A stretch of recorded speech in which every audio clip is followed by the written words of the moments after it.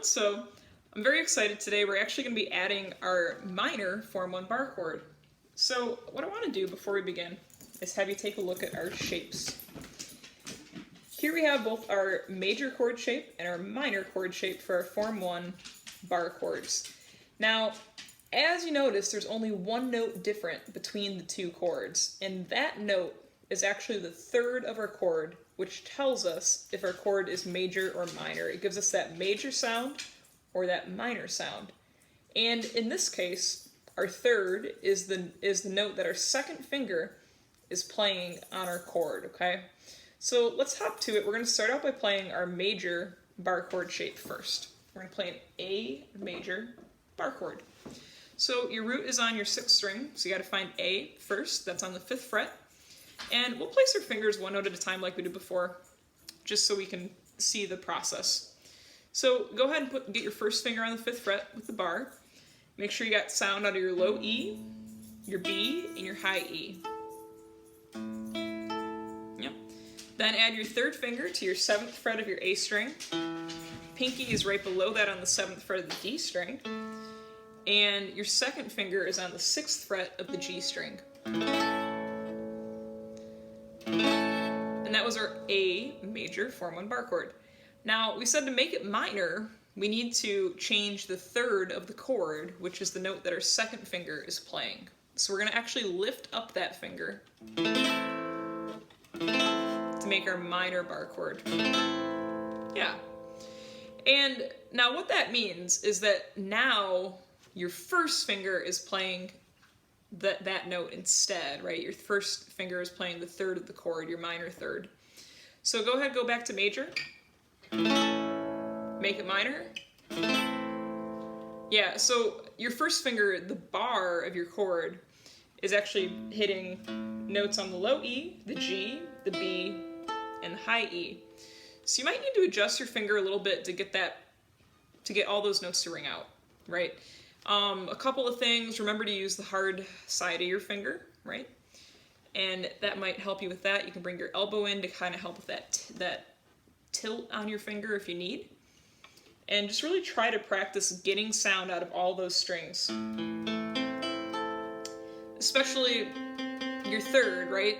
Because that's the note that's telling us that this is a minor chord. So if you can't hear that note, you're not really going to get that minor sound out of your chord per se.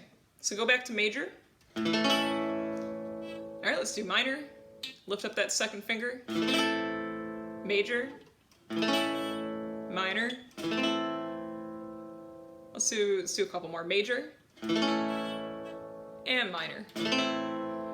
All right, now just as a practice exercise for fun for playing today, we're gonna switch between an A minor chord and G. Okay, so yesterday we played A major and G major. Today we're doing A minor to G major.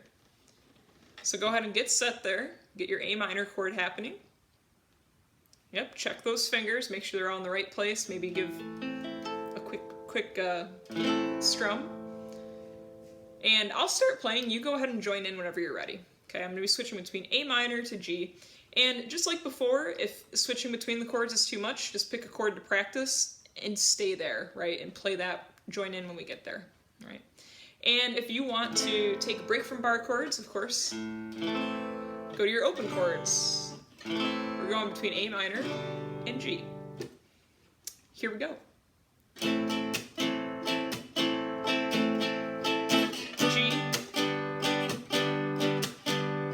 A minor, to G.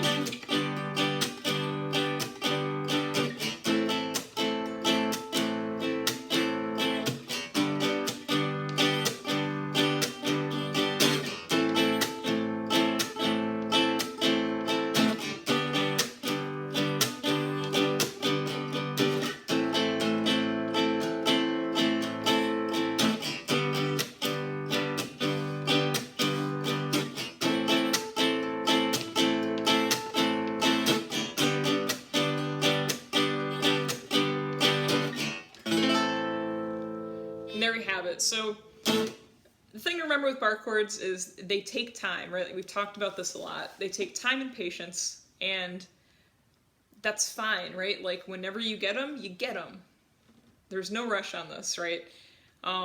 We have plenty of time and we can play guitar a little bit each day. And that'll help you get those bar chords under control, under your fingers. Just work at them a little bit each day. They might not be perfect today. Work at them a little bit tomorrow. See what happens, right? And if you just do that a little bit each day, over time they'll get better. They don't need to sound perfect all the time. But we want them to sound nice and full, you know, but in the process of learning, as we go along, they don't have to sound perfect. We're doing this for fun, you know? So hopefully that gives you an understanding of our difference between our major bar chord and our minor bar chord and starts getting you on the way to playing them on your own. I'll see you all tomorrow. Have a good day. Bye.